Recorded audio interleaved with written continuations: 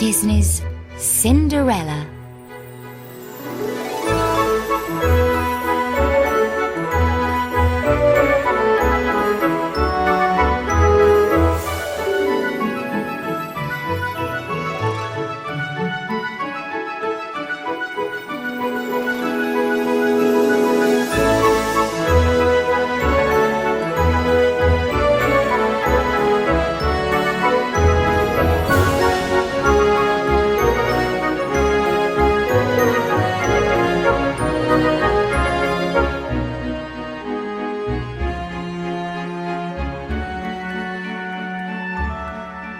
Once upon a time, in a small kingdom, there lived a beautiful girl called Cinderella.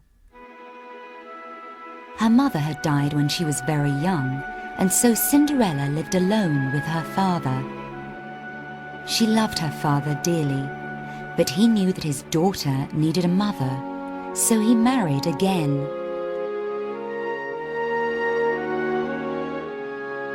Cinderella's stepmother had two daughters of her own, Drizella and Anastasia. Soon, however, Cinderella's father died, leaving his daughter to be cared for by her stepmother. Cinderella soon realized that her new family were jealous of her charm and beauty. Before long, she was forced to become a servant in her own home. Living in a tiny bedroom in the attic, she only had birds and mice as friends. But through it all, Cinderella still believed her dreams would one day come true. One morning, Jacques, the little mouse, came running in. A visitor had been caught in a trap. "Hurry, Cinderella! Come, come!" he called. Cinderella was worried because she really cared for the mice. She always made sure they had enough to eat and even made little clothes for them to wear. She dashed out of her room and ran down the long stairway to the cellar.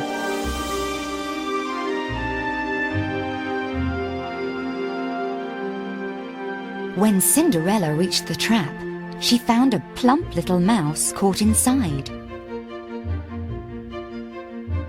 Cinderella gave him a little shirt, cap, and shoes. She decided to call him Gus. Cinderella headed for the kitchen to start breakfast. "Don't forget to warn Gus about Lucifer," she called out to Jacques. Lucifer belonged to Cinderella's stepmother.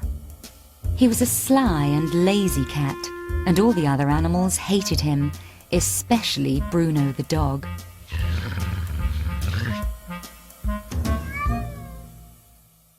After Cinderella had given Lucifer his milk, she went out into the yard.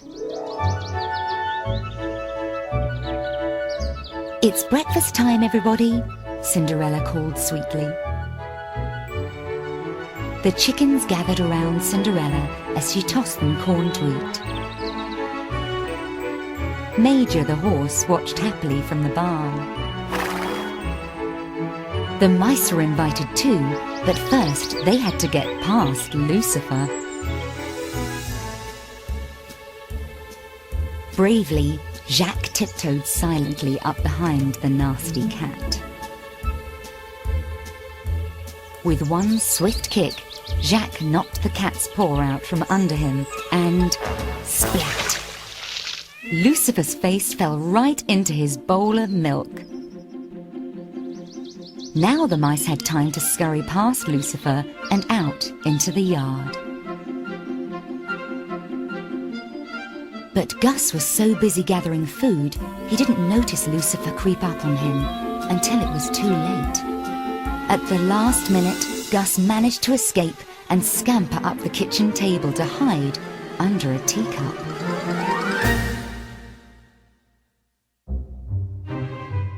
Just then, a voice shrieked from upstairs, "Cinderella!" Cinderella's stepmother and stepsisters were impatient for breakfast. Cinderella rushed into the kitchen and grabbed the breakfast trays for the family. She was in such a hurry, she didn't notice Gus hiding under one of the teacups. Carefully balancing the trays, Cinderella climbed the long stairway to the bedrooms.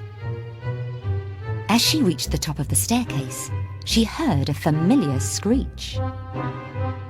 "Cinderella!" It was Drizella. Cinderella rushed into Drizella's bedroom. "Take that ironing and have it ready in an hour," Drizella demanded. Next, Cinderella went to Anastasia's room to give her breakfast. "It's about time," Anastasia whined. Just as Cinderella left the last tray with her stepmother, she heard a frantic scream. Anastasia had discovered Gus under her teacup. She ran to complain to her mother.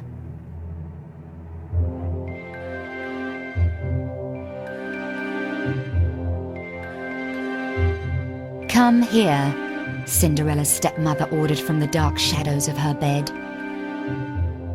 Cinderella moved towards the bed and pleaded, "Oh, please, you don't think that I—" "Hold your tongue," her stepmother commanded. Assuming Cinderella had put Gus under the teacup on purpose, her stepmother gave her a list of extra chores to do, including giving Lucifer a bath.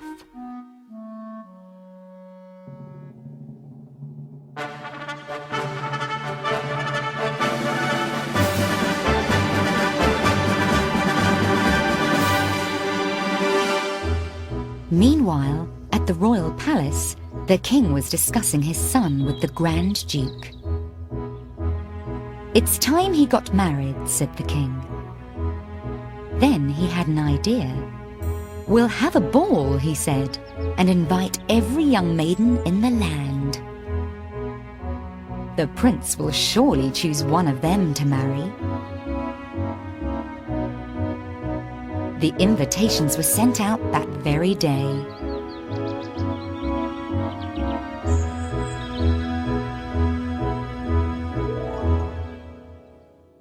When the invitation arrived from the palace, Cinderella took it straight to her stepmother.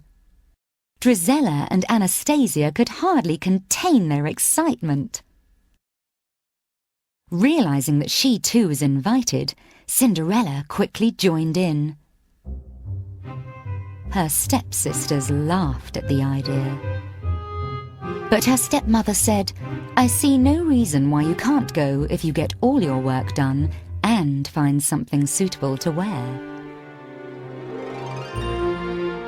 Cinderella rushed upstairs to search for the right gown to wear. She chose one that had belonged to her mother. When the mice said that it looked a little old-fashioned, Cinderella smiled.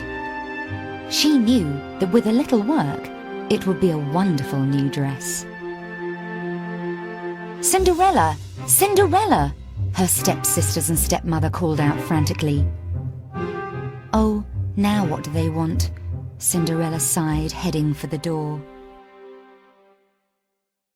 The mice realized that Cinderella would never have time to finish the dress, so they decided to do it themselves. Gus and Jacques found a pretty pink sash and a shiny string of blue beads that Cinderella's stepsisters had thrown away.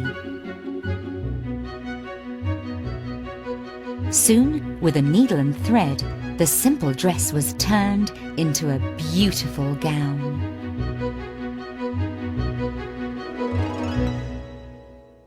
Later that evening, Cinderella climbed wearily up to the attic.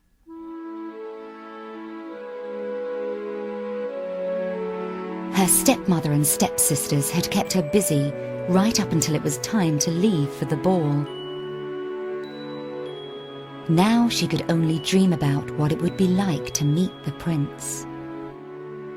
Then Cinderella heard something behind her. She turned and saw her new dress. "Surprise!"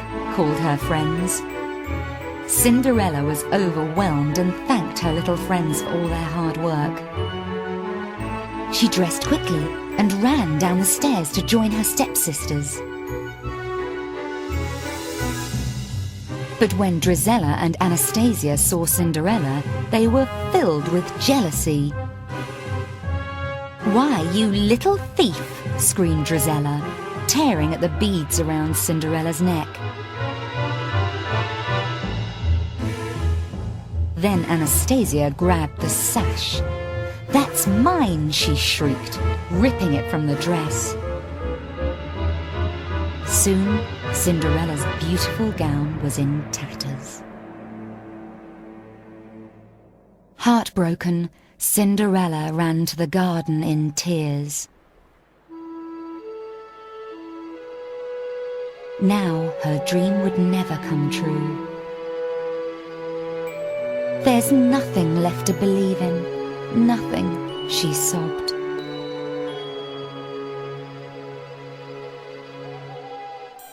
Then a strange glow appeared in the garden, and magical stars shone around Cinderella's head. To her surprise, it was her fairy godmother. Cinderella dried her tears and felt happy at last. Cinderella's fairy godmother waved her magic wand over a pumpkin.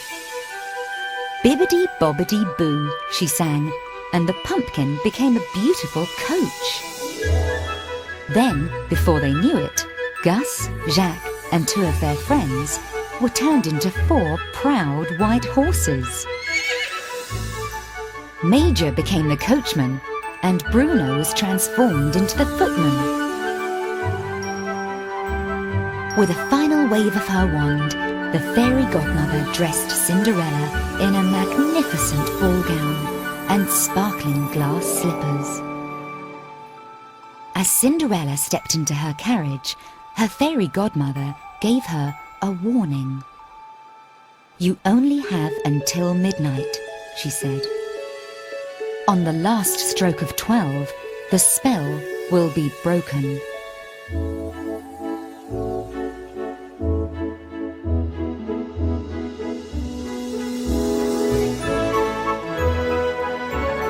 The prince noticed Cinderella the moment she entered the palace. He thought she was the most beautiful girl he had ever seen. Taking her hand in his, he led her to the dance floor. It seemed as if they had been dancing only minutes when Cinderella heard a clock chime. It was midnight. "I must go," cried Cinderella, racing out of the ballroom and down the palace steps. She ran so fast that neither the prince nor the Grand Duke could catch her, but she lost one of her glass slippers along the way. Cinderella jumped into her coach just as the Grand Duke found her slipper. At the last stroke of midnight, the coach turned back into a pumpkin, and Cinderella found herself dressed in rags once more. Then she noticed she still had a glass slipper.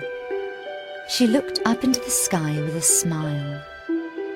Hoping her fairy godmother could hear, she whispered, "Thank you for everything."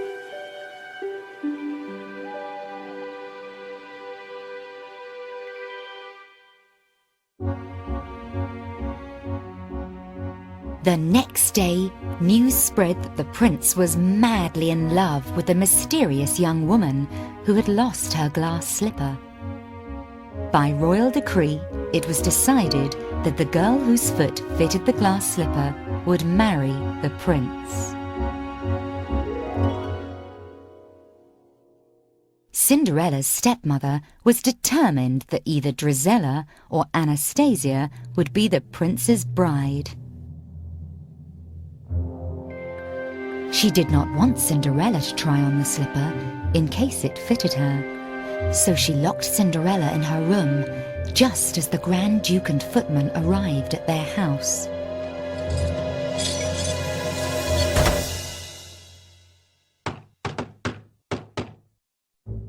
Anastasia and Drizella took it in turns to try to squash their big feet into the tiny glass slipper.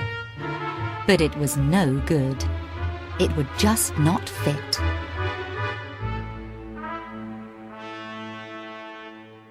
"If there are no other ladies in the household, we will bid you good day," said the footman.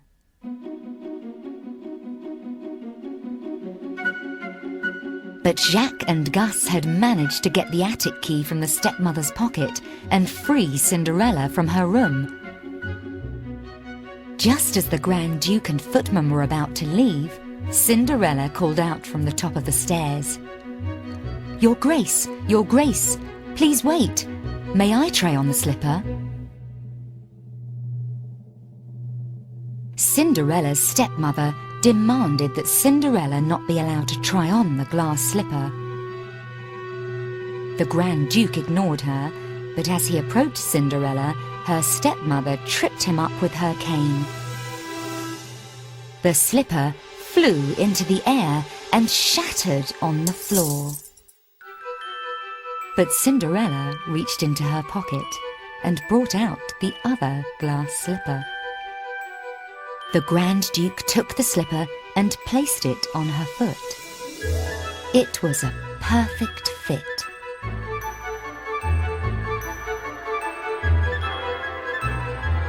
Soon the bells of the palace rang out on Cinderella's wedding day. The King and the Grand Duke smiled as they watched the happy couple get married. But no one was happier than Cinderella. At last, all her dreams had come true. She could live happily ever after, without her wicked stepmother, Drizella and Anastasia, ruining anything ever again.